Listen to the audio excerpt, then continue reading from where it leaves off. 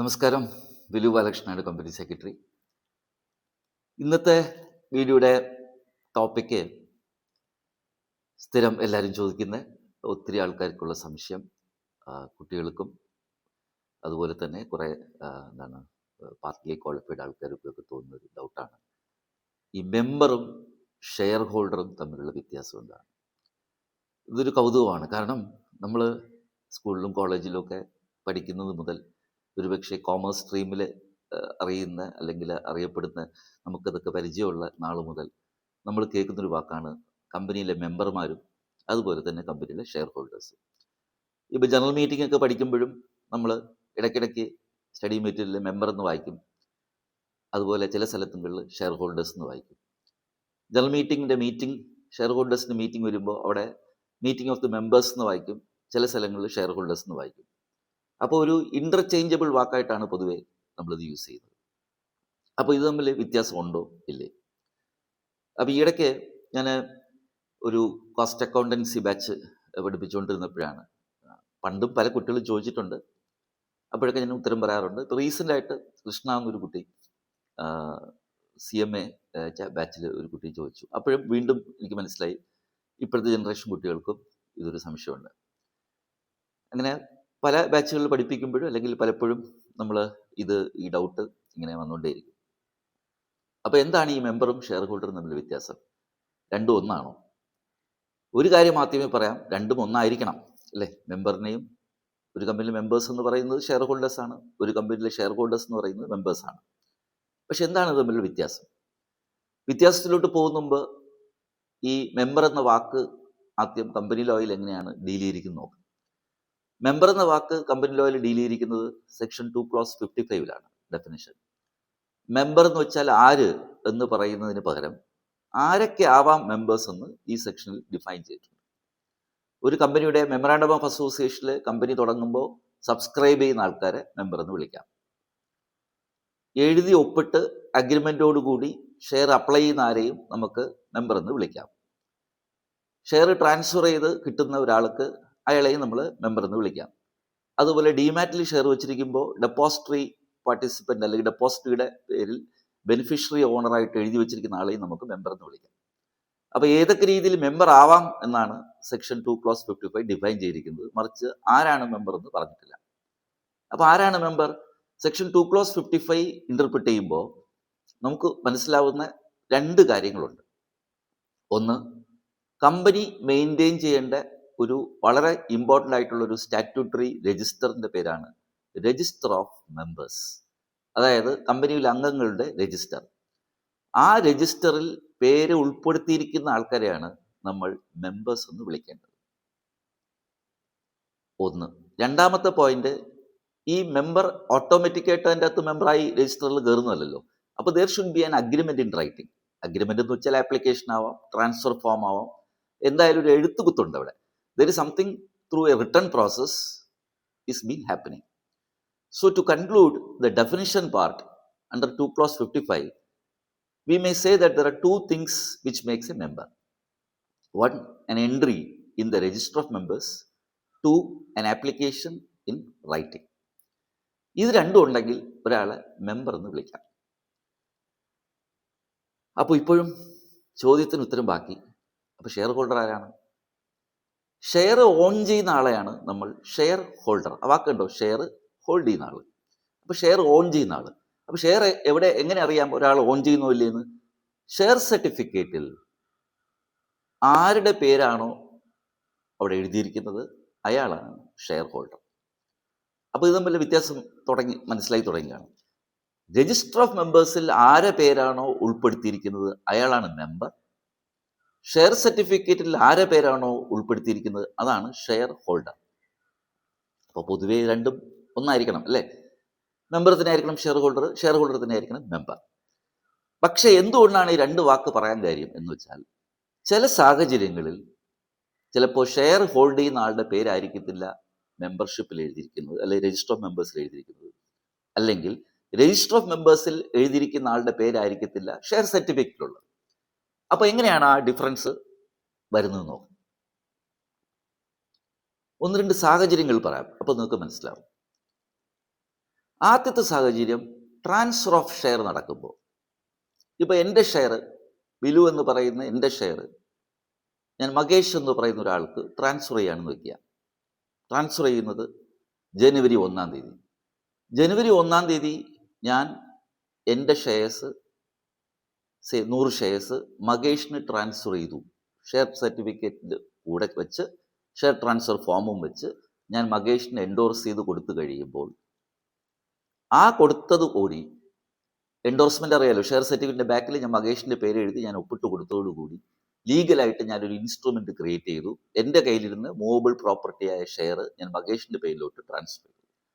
ഈ നിമിഷം മുതൽ ബിലു ഷെയർ ഹോൾഡർ അല്ല, കാരണം എൻ്റെ ഷെയർ ട്രാൻസ്ഫർ ചെയ്തു. ഷെയർ ഹോൾഡർ ആരാണ്? ഇപ്പോൾ ആരുടെ പേരിലാണ് ഇപ്പോൾ ഷെയർ ഇരിക്കുന്നത്? മകേഷിൻ്റെ പേര്. കാരണം ഞാൻ ബാക്കിൽ എഴുതി, ഷെയർ സർട്ടിഫിക്കറ്റിൻ്റെ ബാക്കിൽ എഴുതി എൻഡോഴ്സ് ചെയ്ത് കൊടുത്തല്ലോ. അപ്പോൾ ഇന്ന് മുതൽ മിസ്റ്റർ മകേഷാണ് ഈ പറയപ്പെടുന്ന കമ്പനിയുടെ ഷെയർ ഹോൾഡർ. അദ്ദേഹം അത് കയ്യിൽ വെച്ചിട്ടുണ്ട്, അദ്ദേഹം എനിക്ക് പൈസയും തന്നു. ഇപ്പോൾ ഞാൻ എൻ്റെ വാർഡ് നോക്കിപ്പോയി, ഇന്നായി നാളെയായി മറ്റന്നായി മറിച്ചത് ഇങ്ങനെ പൊയ്ക്കൊണ്ടിരിക്കും. അപ്പോൾ ഈ പറയപ്പെടുന്ന ദിവസങ്ങളിലെല്ലാം ബിലുവിൻ്റെ പേരാണ് രജിസ്റ്റർ ഓഫ് മെമ്പേഴ്സിൽ ഇരിക്കുന്നത് ഇപ്പോഴും. കാരണം കമ്പനിക്ക് അറിഞ്ഞൂടല്ലോ ട്രാൻസ്ഫർ ചെയ്തോ ഇല്ലേ. പക്ഷെ ഷെയർ ആരാണ് ഇപ്പോൾ ഹോൾഡ് ചെയ്യുന്നത്? മകേഷാണ്. ഇനി മകേഷ് ഒരുപക്ഷെ 1 മാസത്തിനോ 2 മാസം അദ്ദേഹത്തിൻ്റെ സൗകര്യം അനുസരിച്ച് ഈ ഷെയർ സർട്ടിഫിക്കറ്റും ട്രാൻസ്ഫർ ഫോമും കൂടെ കമ്പനിക്ക് അയച്ചു കൊടുക്കുകയും കമ്പനി അത് രജിസ്റ്ററിൽ എൻ്റർ ചെയ്ത് എൻ്റെ പേര് മാറ്റി, കേട്ടോളെ, രജിസ്റ്റർ ഓഫ് മെമ്പേഴ്സ് നിന്ന് ബിലുവിൻ്റെ പേര് മാറ്റി മകേഷിൻ്റെ പേര് എൻ്റർ ചെയ്യുമ്പോഴാണ് മകേഷ് മെമ്പറും കൂടെ ആയിത്തീരുന്നത്. അപ്പം ഇത്രയും കാലഘട്ടം മകേഷ് അവിടുത്തെ എന്തായി? ഈയിടക്കാലഘട്ടം മകേഷ് അവിടുത്തെ ആരാണ്? ഷെയർ ഹോൾഡറാണ്, പക്ഷെ മെമ്പർ ആയിട്ടില്ല ഇപ്പോഴും. അപ്പൊ മെമ്പർ ആണോ അല്ലേന്ന് തീരുമാനിക്കുന്നത് രജിസ്റ്റർ ഓഫ് മെമ്പേഴ്സിൽ പേരുണ്ടോ ഇല്ലെന്നുള്ളത് ഡിപ്പെൻഡ് ചെയ്തിരിക്കും. ഞാൻ പറഞ്ഞ മനസ്സിലായി. അപ്പൊ ഷെയർ ട്രാൻസ്ഫർ ചെയ്തപ്പോ I am continuing as my member, as the member of this company, so long as my name is there in the register of members. പക്ഷേ once I transfer my shares, the ownership of share is now been transferred to Mr. Magesh. He will become the shareholder. അപ്പോ ഈ share holder അയാളുടെ പേര് കമ്പനിയിൽ കൊടുത്ത് register ചെയ്ത് register of മെമ്പേഴ്സിൽ പേര് ചേർക്കുന്നത് വരെ ഒരേ ഷെയർ ആണ്. പക്ഷെ ഞാൻ മെമ്പറായിട്ട് കണ്ടിന്യൂ ചെയ്തുകൊണ്ടിരിക്കും, അദ്ദേഹം വന്നിട്ട് ഷെയർ ഹോൾഡർ ആയിട്ട് നിൽക്കും. അപ്പൊ ഈ കാലഘട്ടങ്ങളിൽ മെമ്പർ അല്ല ഷെയർ ഹോൾഡർ. ഇവിടെ മെമ്പർ ബിലുവാണ്, ഷെയർ ഹോൾഡർ മകേഷാണ്. അതുപോലെ മകേഷ് ഷെയർ ഹോൾഡറാണ്, പക്ഷെ മെമ്പർ അല്ല. ഇതാണ് ഒരു സാഹചര്യം. ഇതൊക്കെ ഒഴിവാക്കാൻ ഇപ്പൊ ഡിമാറ്റ് ഉണ്ടറിയാലോ, എല്ലാം പെട്ടെന്ന് 3 മിനിറ്റ് കൊണ്ട് കാര്യങ്ങൾ നടക്കും, അത് വേറെ കാര്യം. പക്ഷേ എങ്കിൽ ട്രഡീഷണലി ഇതിന്റെ മീനിങ് മനസ്സിലാക്കുമ്പോൾ transfer of shares is one of the situation where member cannot be regarded as a share holder and vice versa. ഇതുപോലെ തന്നെയാണ് രണ്ടാമത്തെ സാഹചര്യം,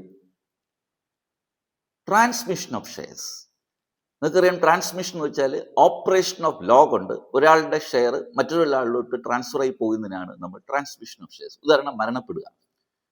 അസ്യൂം ദാറ്റ് മിസ്റ്റർ എ ഒരു ഷെയർ ഹോൾഡർ ആയിരുന്നു, മെമ്പറും കൂടെ ആയിരുന്നു, പക്ഷെ അദ്ദേഹം മരിച്ചുപോയി അൺഫോർച്ചുനേറ്റ്ലി. അദ്ദേഹത്തിന്റെ ലീഗൽ ഹയർ ആണ് മിസ്റ്റർ ബി, ലീഗൽ റെപ്രസെന്റേറ്റീവ്. മരണം സംഭവിച്ചതോടുകൂടി നിങ്ങൾക്കറിയാം അദ്ദേഹത്തിന്റെ ഷെയറിന്റെ ഓണർഷിപ്പ് മോന്റെ പേരിലോട്ട് ട്രാൻസ്ഫർ ആയി പോകും. ബിക്കോസ് ഓപ്പറേഷൻ ഓഫ് ലോ അവിടെ എഫക്റ്റ് ആവും. ഓപ്പറേഷൻ ഓഫ് പാർട്ടി അല്ല, transfer of shares operation of പാർട്ടിയാണ്, transmission of shares operation of law ആണ്. അപ്പോൾ ബി മോനാണ് ഇപ്പോഴത്തെ ഷെയർ ഹോൾഡർ. പക്ഷെ കമ്പനിക്ക് ഇത് അറിയത്തില്ലല്ലോ. കമ്പനിയുടെ രജിസ്റ്റർ ഓഫ് മെമ്പേഴ്സിൽ ഈ മരിച്ചുപോയ മിസ്റ്റർ എയുടെ പേര് ഇങ്ങനെ കണ്ടിന്യൂ ചെയ്തുകൊണ്ടേയിരിക്കും. അപ്പൊ കണ്ടോ, അത്രയും കാലം A will be continued as the member because his name is in the register of members, but B is the shareholder because the share has been automatically transferred to Mr. B by operation of law due to transmission of shares. ഇനി B ആളൊരു കാലത്ത് അല്ലെങ്കിൽ സമയത്തിനകത്ത് അല്ലെങ്കിൽ അദ്ദേഹത്തിന് സമയം ഉള്ളപ്പോൾ അദ്ദേഹം ഇതുകൊണ്ട് ഈ ഷെയർ സർട്ടിഫിക്കറ്റ് കൊണ്ട് കമ്പനിയിൽ രജിസ്റ്റർ ചെയ്ത് അച്ഛൻ്റെ ഷെയർ മോന്റെ പേര് ബിയിലോട്ട് ട്രാൻസ്ഫർ ചെയ്യുമ്പോഴാണ് അദ്ദേഹത്തിന്റെ പേര് രജിസ്റ്റർ ഓഫ് മെമ്പേഴ്സിലോട്ട് കയറുന്നത്. അതുവരെ എയുടെ പേര് രജിസ്റ്റർ ഓഫ് മെമ്പേഴ്സിൽ തുടർന്നുകൊണ്ടേയിരിക്കും. കണ്ടോ, അപ്പൊ ട്രാൻസ്മിഷൻ ഓഫ് ഷെയർ നടക്കുമ്പോഴും ഇതുപോലെ അത്രയും കാലഘട്ടത്തിൽ ചിലപ്പോൾ മെമ്പർ ആയിരിക്കത്തില്ല ഷെയർ ഹോൾഡർ ആയിരിക്കത്തില്ല മെമ്പർ. പൊതുവെ ഈ 2 സാഹചര്യങ്ങളിലാണ് നമ്മൾ പൊതുവെ, ഇനിയുമുണ്ട് ഇപ്പൊ ഡിമാറ്റിലൊക്കെ ചില വ്യത്യാസങ്ങൾ അക്കാഡമിക്കിലേക്ക് പറയാറുണ്ട്. പക്ഷെ ഒരു പെട്ടെന്ന് ഉറപ്പിച്ച് മനസ്സിലാക്കാനായിട്ട് ഇതാണ് അത്. അപ്പൊ ഒന്നുകൂടി പറയാം, മെമ്പർ എന്ന് വെച്ചാൽ ആരുടെ പേരാണോ രജിസ്റ്റർ ഓഫ് മെമ്പേഴ്സിലുള്ളത് അവരുടെ പേരാണ് മെമ്പർ. ആരെ കയ്യിലാണോ ഷെയർ ഇരിക്കുന്നത്, അല്ലെങ്കിൽ ആരെ പേരിലാണോ ഷെയറിന്റെ ഓണർഷിപ്പ് ഇരിക്കുന്നത് അവരാണ് ഷെയർ ഹോൾഡർ. അപ്പൊ ഇതാണ് ഇത് തമ്മിലുള്ള വ്യത്യാസം. പൊതുവെ നിങ്ങൾ മനസ്സിലാക്കുന്ന കറക്റ്റാണ്, ഇന്റർചേഞ്ചബിൾ ആയിട്ട് വാക്ക് യൂസ് ചെയ്യാം. പൊതുവെ എല്ലാ കാര്യങ്ങളും നല്ല രീതിയിൽ പോകുമ്പോൾ സ്വാഭാവികമായിട്ടും മെമ്പർ തന്നെ ആയിരിക്കണം ഷെയർ ഹോൾഡർ തന്നെ ആയിരിക്കണം മെമ്പർ, യാതൊരു സംശയമില്ല. പക്ഷേ ചില സാഹചര്യങ്ങൾ, ഉദാഹരണം പറഞ്ഞ ഈ 2 സാഹചര്യം, ട്രാൻസ്ഫർ ഓഫ് ഷെയർസ് നടക്കുമ്പോഴും ട്രാൻസ്മിഷൻ ഓഫ് ഷെയർസ് നടക്കുമ്പോൾ ഇങ്ങനൊരു ഗ്യാപ്പ് വരാൻ സാധ്യതയുണ്ട്. അപ്പോൾ എന്തുകൊണ്ടാണ് ജനറൽ മീറ്റിംഗ് പറയുമ്പോൾ മെമ്പേഴ്സ് മീറ്റിംഗ് എന്ന് പറയാൻ കാര്യം? അവിടെയാണ് അടുത്ത പോയിന്റ്. എന്തുകൊണ്ടാണ് നോട്ടീസ് ടു ദ മെമ്പേഴ്സ് എന്നായിരിക്കും ആക്ടിൽ കിടക്കുന്നത്? കാരണം രജിസ്റ്റർ ഓഫ് മെമ്പേഴ്സിൽ പേരുള്ള ആൾക്കാർക്ക് മാത്രമേ, അറിയാലോ, ഒരു പർട്ടിക്കുലർ ഡേറ്റ്, നമ്മൾ അതിന് റെക്കോർഡ് ഡേറ്റ് എന്ന് പറയും ലിസ്റ്റഡ് കമ്പനിയിൽ. അതുപോലെ തന്നെ closing of register of members നമ്മൾ അൺലിസ്റ്റഡ് കമ്പനിയിൽ പറയും. അപ്പോൾ ഒരു കമ്പനിയെ സംബന്ധിച്ചോളം നമ്മൾ രജിസ്റ്റർ ഓഫ് മെമ്പേഴ്സിൽ പേരുള്ള ആൾക്കാർക്ക് മാത്രമേ ഒരു നിശ്ചിത ദിവസത്തിൽ, അതായത് റെക്കോർഡ് ഡേറ്റിൽ പേരുള്ളവ രജിസ്റ്റർ ഓഫ് മെമ്പേഴ്സിൽ പേര് ഇൻക്ലൂഡ് ചെയ്തിരിക്കുന്ന ആൾക്കാർക്ക് മാത്രമേ, അതായത് ഷെയർ ഹോൾഡേഴ്സിന് മാത്രമേ, അതായത് മെമ്പേഴ്സിന് മാത്രമേ നമ്മൾ എന്ത് ചെയ്യത്തുള്ളൂ, ഷെയർ ഹോൾഡേഴ്സ് എന്ന് പറയപ്പെടുന്ന നമ്മളിപ്പോൾ പറഞ്ഞുകൊണ്ടിരിക്കുന്ന മെമ്പേഴ്സിന് നോട്ടീസ് അയക്കാറുള്ളൂ മീറ്റിംഗ്. അതുകൊണ്ടാണ് ജനറൽ മീറ്റിംഗിന്റെ ഏരിയ നിങ്ങൾ നോക്കുമ്പോൾ പൊതുവെ അവിടെ ഷെയർ ഹോൾഡേഴ്സ് നോട്ടീസ് അയക്കാൻ പറയത്തില്ല, അവിടെ മെമ്പേഴ്സിന് നോട്ടീസ് അയക്കാൻ പറയും. കാരണം രജിസ്റ്റർ ഓഫ് മെമ്പേഴ്സിൽ പേരുള്ള ആൾക്കാർക്ക് മാത്രമേ AGMന്റെയോ EGMന്റെയോ നോട്ടീസ് അയക്കാറുള്ളൂ, ഡിവിഡൻഡ് കൊടുക്കാറുള്ളൂ, ബോണസ് ഷെയർ ഇഷ്യൂ ആറുള്ളൂ, റൈറ്റ് ഷെയർ ഇഷ്യൂ ആറുള്ളൂ. അതായത് for reckoning all benefits, all corporate benefits, ഒരു മെമ്പറിന് മാത്രമേ കോർപ്പറേറ്റ് ബെനിഫിറ്റ്സ് കിട്ടൂ. കാരണം കമ്പനിയെ സംബന്ധിച്ചോളം രജിസ്റ്ററിൽ പേരുള്ള, രജിസ്റ്റർ ഓഫ് മെമ്പേഴ്സിൽ പേരുള്ള ആൾക്കാർക്ക് മാത്രമേ AGMന് EGMന് നോട്ടീസ് അയക്കാൻ പറ്റൂ. അവർക്ക് മാത്രമേ ഡിവിഡൻഡ് കൊടുക്കാൻ പറ്റത്തുള്ളൂ, അവർക്ക് മാത്രമേ ബോണസ് ഷെയർ കൊടുക്കാൻ പറ്റത്തുള്ളൂ, അവർക്ക് മാത്രമേ റൈറ്റ് ഷെയർ ഓഫർ ചെയ്യാൻ പറ്റത്തുള്ളൂ. അപ്പൊ അതിന് അവരൊരു ഡേറ്റ് വെച്ചിട്ടുണ്ട്, റെക്കോർഡ് ഡേറ്റ്. ഇത്തരം ട്രാൻസ്ഫറും ട്രാൻസ്മിഷനും പെൻഡിങ് കിടക്കുന്ന ആൾക്കാർ ആ റെക്കോർഡ് ഡേറ്റിന് മുമ്പായിട്ട് കമ്പനിയെ സമീപിച്ച് കമ്പനിയിൽ പോയി ആ കിടക്കുന്ന, നിന്റെ പേരിൽ കിടക്കുന്ന ഷെയർ നിന്റെ പേരിലോട്ട് ആക്കി എന്ന് പറയുന്ന ഷെയർ അത് കമ്പനിയിൽ ബോധ്യപ്പെടുത്തി നിങ്ങളെ പേര് രജിസ്റ്റർ ഓഫ് മെമ്പേഴ്സിൽ ഉൾപ്പെടുത്താൻ നോക്കണം. ഉൾപ്പെടുത്തിയാൽ ആ വർഷത്തെ ഡിവിഡൻഡും കോർപ്പറേറ്റ് ബെനിഫിറ്റ്സോ റൈറ്റ് ഷെയർസും ബോണസ് ഷെയർസും വോട്ടിംഗ് റൈറ്റ്സ് ആയ ഷെയർ ഹോൾഡേഴ്സിന്റെ മീറ്റിംഗ് വിളിക്കുമ്പോൾ നിങ്ങളെയും കൂടെ വിളിക്കും. കാരണം കമ്പനിയെ സംബന്ധിച്ചോളം രജിസ്റ്റർ ഓഫ് മെമ്പേഴ്സിൽ പേരുള്ളവർക്ക് മാത്രമേ ജനറൽ മീറ്റിംഗിന് നോട്ടീസും ഡിവിഡൻഡും ബോണസ് ഷെയർസും അതുപോലെ തന്നെ റൈറ്റ് ഷെയർസും ഒക്കെ ഓഫർ ചെയ്യാനുള്ള നിർവാഹമുള്ളൂ. അതിനുവേണ്ടി അവർ രജിസ്റ്റർ ക്ലോസ് ചെയ്യും വർഷം തോറും. അതിന് രജിസ്റ്റർ കമ്പനി റെക്കോർഡ് ഡേറ്റ് എന്ന് പറയും. മറ്റേ കമ്പനികളിൽ closing of register of members എന്ന് പറയും.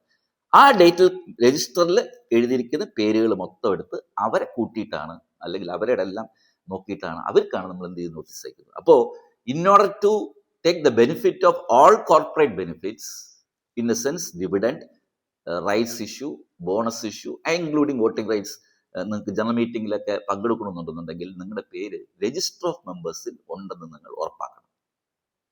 ഇപ്പൊ മനസ്സിലായോ? ഇതാണ് മെമ്പറും ഷെയർ ഹോൾഡറും തമ്മിൽ വ്യത്യാസം. അതുകൊണ്ടാണ് നിങ്ങൾ എവിടെ നോക്കുമ്പോഴും മീറ്റിംഗ്സിൽ നോട്ടീസ് അയക്കുമ്പോൾ നോട്ടീസ് ടു ദ മെമ്പേഴ്സ്, എല്ലാ കാര്യങ്ങളും മെമ്പർ എന്ന് പറയാൻ കഴിച്ച് മെമ്പറിൽ കിടക്കുന്ന പേര് വെച്ചിട്ടാണ് ഈ കാര്യങ്ങളെല്ലാം കണക്കാക്കുന്നത്. അപ്പോൾ ഷെയർ ട്രാൻസ്ഫർ വല്ലതും പെൻഡിങ് ഉണ്ടെങ്കിൽ എത്രയും പെട്ടെന്ന് കമ്പനിയിൽ സമീപിച്ച് രജിസ്റ്റർ ഓഫ് മെമ്പേഴ്സ് നിങ്ങളെ പേര് ചേർക്കാൻ നോക്കൂ. ഇല്ലെങ്കിൽ നിങ്ങൾക്ക് മെമ്പർഷിപ്പ് ബെനിഫിറ്റ്സ് നഷ്ടപ്പെട്ടു. But still you will be the share holder of the company. മറ്റൊരു വിഷയമായിട്ട് വിൽ സാർ വീണ്ടും വരാം. Thank you.